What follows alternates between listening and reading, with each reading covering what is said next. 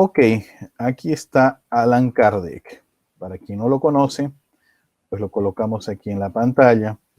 El profesor Hipólito León de Nizar Ribail. Ese es su nombre, Hipólito León de Nizar Ribail, y se quedó conocido mundialmente como Allan Kardec, que es su seudónimo. Él vivió de 1804 a 1869 en Francia. ¿Y qué ocurre? Aquí en la imagen observamos que cuando era muy niño, él estudió con su gran maestro y tornóse discípulo del gran Enrique Pestalozzi, del cual hay muchas escuelas en América y en el mundo todo, conocido como el padre de la escuela nueva. Ese es su profesor, su maestro Pestalozzi en Suiza, en una ciudad llamada Yverdun, y se ve la imagen un castillo, no sé si se llega, creo que sí, a ver Sí. el castillo, lo giré, bueno. Ok, entonces, ¿qué ocurre? Yo tuve oportunidad de estar inclusive en ese castillo, visitando hace 2, 3 años. Es muy interesante porque aquí en el siglo XIX, ¿no? Allan Kardec estudió con el mayor maestro y profesor tal vez de la historia, Pestalozzi, se convirtió en su gran alumno. Con los 21 años terminó sus estudios, se graduó como profesor, educador, y ahí fue a París. Y en París, Allan Kardec va a crear un instituto igualito que su profesor. ¿Cuál es la diferencia de estas escuelas de Pestalozzi, ¿no? Es porque Pestalozzi decía que la educación es medio que incompleta de la forma como ahora lo vemos. Ahorita es instrucción, nada más que es instrucción. Tú aprendes matemática, química, biología y terminas siendo una persona perversa o un canalla, pero con mucho conocimiento de matemática, química, física. Él dice que la verdadera educación es la que tú completas, aparte del conocimiento que te instruyes, sino también la instrucción moral. O sea, que tú eres una persona honesta, responsable, verdadera, ética, una persona bondadosa, en fin. Todos los valores morales es tan importante cuanto los valores de conocimientos de instrucción. Esta debería ser la escuela real. Este es el pensamiento de Pestalozzi. Su discípulo, Allan Kardec, va a asimilar todo este pensamiento y él va a ser un gran profesor y dará clases en la Sorbona, en París, aprenderá 6 idiomas, va a publicar varios libros de geometría, álgebra, entre otros, tradujo la Biblia al alemán, ¿no? Entonces, un hombre de bastante conocimiento, el señor Ribail. ¿Y qué es lo que ocurre? El señor Ribail va a conocer un fenómeno, si lo muestro aquí, que se llama las mesas giratorias. Es bien interesante porque estas mesas giratorias, ¿qué ocurrían? Entre 1850 y 55, en Europa, Francia principalmente, que era casi el mundo todo estaba resumido a Francia, o sea, los ojos del mundo iban para París, Francia, ocurrió este fenómeno que llamó mucho atención. En unas mesitas con una base y 3 patitas comenzaban a mover, como si bailasen o si se estuvieran levitando, y principalmente se apoyaban sobre 2 de ellas y con la otra patita se hacía un golpecito. Y este fenómeno comenzó a ocurrir en muchos lugares en Europa. Y varias personas, claro, curiosos, se acercaban, observaban estos fenómenos, ¿no? Y un amigo de Allan Kardec le va a decir, mira, arriba ahí lo que ocurre en mi casa. Estamos teniendo estos fenómenos, las mesas se mueven, giran, ¿no? Y él dice, eso es imposible, porque él era un pedagogo cético, y eso no puede ocurrir, la mesa no tiene como se mover, y bueno, y si se mueve, no, mejor aún, responde preguntas, pero ¿cómo la mesa va a responder? No tiene cerebro. Y él fue a encontrarse con ese su amigo, el señor Fortier, y allí, cuando se encuentra, observa la mesa y ve varias personas con instrucción bien baja, inclusive, pero él mira la mesa y realmente la mesa se movía y le hacían preguntas y decía sí, no, ¿no? Y él se queda impresionado y él hace una pregunta que es genial. Él le pregunta, si mesa, ¿cómo tú sin tener cerebro para pensar, ni nervios para sentir, cómo puedes pensar y sentir? Porque él observaba que como que a veces la mesa se alegraba, se enojaba, calmaba, entonces, como si tuviera vida propia. ¿Cómo puede hacer la mesa? Le pregunta esto a la mesa y la respuesta la obtiene en 6 idiomas en los que él conocía, la respuesta es esta: no es la mesa la que te responde, somos nosotros, las almas de los hombres que vivimos en la tierra, los que utilizamos la mesa para comunicarnos. Y él llevó una sorpresa, porque eran en los idiomas que él conocía, que la gente ahí no lo sabía, y porque hacía todo sentido, que no es la mesa que se mueve, sino alguien que está usando la mesa. Y a partir de allí él comienza un estudio a investigar estos fenómenos de las mesas, y va a surgir un otro parecido, que son las planchetes, las planchas, donde las personas colocaban sus deditos, sus manos sobre esa plancha. En el medio había un lapicero, ¿no? Algo con tinta, unas ruedas eran colocadas y allí comenzaban a recibir mensajes escritos, ¿no? Y Allan Kardec descubre y dice, bueno, si mueve la plancha esta, ¿no? Mejor, la tabla, ¿no? Mejor es directamente que las comunicaciones agarren un lapicero y ya lo escriba directo. Y allí es que nace la llamada psicografía, o sea, los medios, utilizando lapiceros, entran en esta especie de estado alterado de conciencia o trance mediúmnico y comienzan a través de ellos los espíritus dictarles informaciones de diversas formas y ellos escribir. Y cuando Kardec reúne información y más de 500 preguntas, después serán más de 1000 preguntas, él va a publicar un libro que será conocido como el Libro de los Espíritus.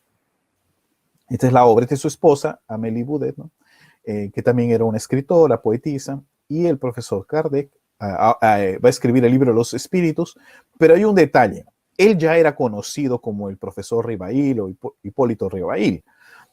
Y la sugerencia de los espíritus superiores que van a comunicarse. ¿Y quiénes son esos espíritus superiores? Sócrates, Platón, San Agustín, Juan Evangelista, Benjamin Franklin, Swedenborg, en fin, Pascal, Rousseau, entre otros, son los que firman este conjunto. No es fulano de tal, no. Estamos hablando de Sócrates, Platón, San Agustín, San Luis, el rey de Francia, ¿no? El rey Luis IX, el santo rey San Luis, ¿no? Bueno, ¿qué ocurre? Estos espíritus firman este libro, llamado el Libro de los Espíritus, y le sugieren que no coloque su nombre, que era Hipólito, sino que coloque un seudónimo. Y él dice, ¿cuál sería el seudónimo? Y ellos le dicen, Allan Kardec. Allan Kardec. ¿Y por qué Allan Kardec? Y ellos le revelan que hace más de 2000 años existía ahí mismo, en el lugar de Francia, solo que eran las Galias, una cultura llamada los celtas. Y en esta cultura celta, aquí vemos una imagen de Stonehenge, ¿no? Entonces, en esa cultura celta, habían unos personajes, unos maestros, sabios, jueces, filósofos, llamados los druidas. Y estos druidas eran muy sabios, conocían que existía un mundo superior, un mundo inferior, y este mundo de aquí, tenían comunicaciones con el otro lado de la vida, las otras dimensiones, eran reencarnacionistas. Mira, los druidas se prestaban dinero para pagarse en la otra vida, interesante. En fin, ¿y qué ocurre? Los espíritus le revelan de que Allan Kardec, en su vida, una vida anterior, muy atrás, claro, ¿no? Él había sido un sacerdote druida. Y ese nombre era el que él tuvo en esa vida, Allan Kardec. Y le recomiendan que use ese nombre. Entonces él atiende esa sugerencia. No es una obligación, ni un pendido, ni un mandato, no. Sugerencia. Y él firma como Allan Kardec y publica en esta librería, la librería d'Anchy, Dentu se escribe, ¿no? d'Anchy, en París, la librería más importante de París, donde escribía, pues, lanzó libros Víctor Hugo, Allan Poe, en fin. Grandes escritores, Dimas, ¿no? Alejandro Dumas después va a escribir allí, y aquí él publica y surge la palabra espiritismo, porque Allan Kardec observa que para estudiar a los espíritus, esta filosofía nueva, ciencia de observación nueva, no había un nombre. La gente le llamaba de espiritualismo moderno, ¿no? Pero no tenía un nombre especial. Y él es el que crea la palabra espiritismo para designar esta ciencia que observa los espíritus, los estudia, sus mensajes y se transforma interiormente con estos mensajes. Entonces publica el libro y se queda muy famoso, comienza a surgir muchas personas, inclusive hay un caso de que el hombre más conocido, sabio, astrónomo, Camilo Flammarion, el día que publican el libro de los espíritus, Camilo Flammarion justo estaba en la librería y cuando estaba en la librería agarró el libro de los espíritus, lo comenzó a mirar y preguntó al dueño de la librería, le dijo, ¿quién ha escrito este libro? Y le dice, ¿por qué? No, porque todo lo que yo siempre pensé está aquí escrito con preguntas y respuestas, ¿no? Todo lo que yo siempre imaginé sobre Dios, el universo, las leyes, reencarnación, vida después de la muerte, todo lo que yo siempre pensé está aquí escrito. ¿Quién lo ha escrito? Y ahí el dueño de la librería le dice, mira, está ahí justo a su lado. Ese es el autor. Y claro, el autor son los espíritus, pero el que ha codificado todos estos conceptos está allí, es Allan Kardec. Y allí es que ellos inician una gran amistad y Camilo Flammarion, el mayor astrónomo, ¿no?, de Europa, pues se convertirá tal vez el primer espírita después de Allan Kardec, ¿no?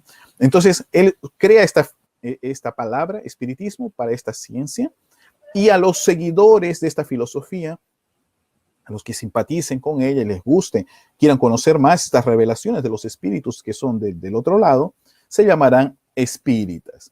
Entonces, en concepto es esto. Ahora viene la pregunta, ¿pero por qué tanto se ha difamado? ¿Por qué se dice pues espírita y cae mal? Y eso no solo en México, en toda América del Sur y aquí en Brasil también, no creas, ¿eh?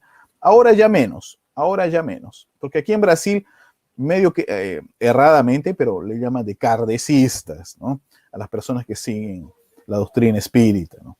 Una palabra que no sería lo ideal, pero bueno, de todas maneras, ¿por qué?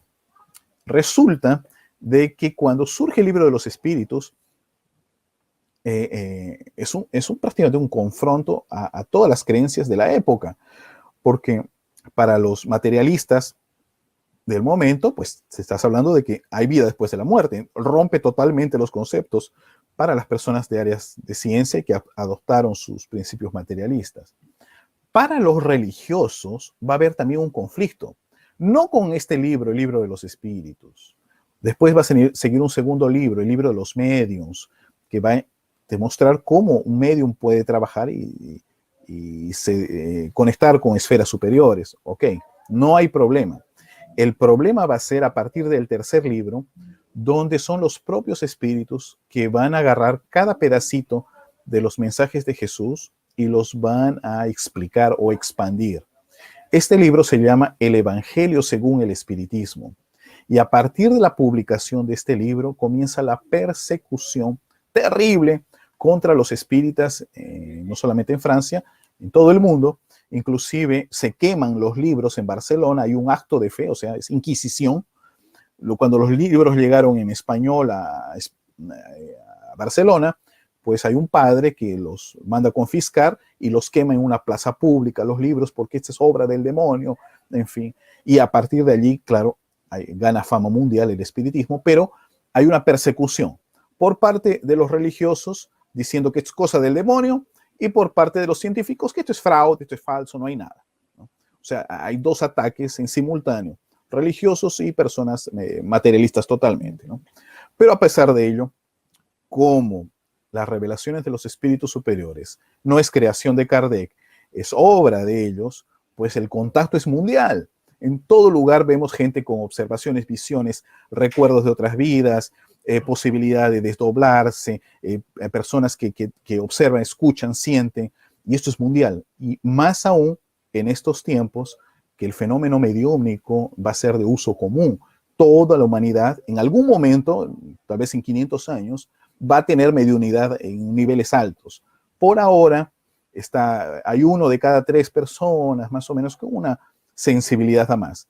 Pero en no muy largos siglos va a ser mucho más común porque la mediunidad es un patrimonio, ¿no? Y nosotros vamos a desarrollarlo eso a niveles mayores.